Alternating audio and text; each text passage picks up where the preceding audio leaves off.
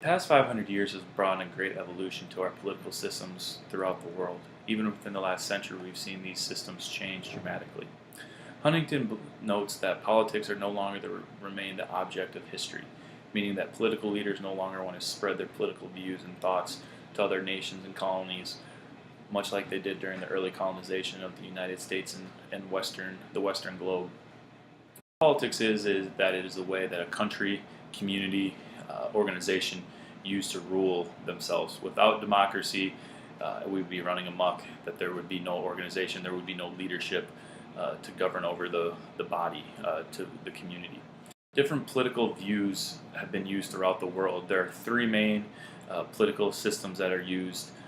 Democracy, which is where the people have a voice in the government.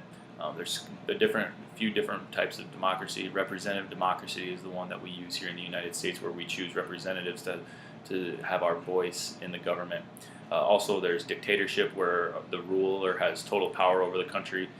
Usually has been brought to rule by force, and typically has a military background of some sort.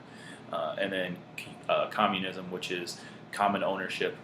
There's usually one ruler, and there is no class system, so everyone is equal in what they have and their value within the society.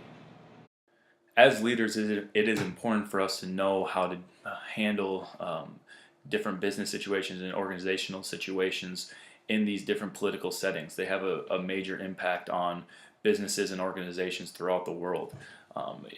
Democracies are something we're much more familiar with. We know how to handle with having our own democracy, but every democracy is different in its own way. So each country that you're dealing with that uses a democracy political setting won't always be the same. With dictatorship and communism, political systems, that we have more of a challenge upon us within organizational and management as far as leadership goes. Both of those, the government is going to have more say over what is going on within the organization, within the management. It's something that is very difficult, and again goes by a case-by-case basis, much like democracy does as well.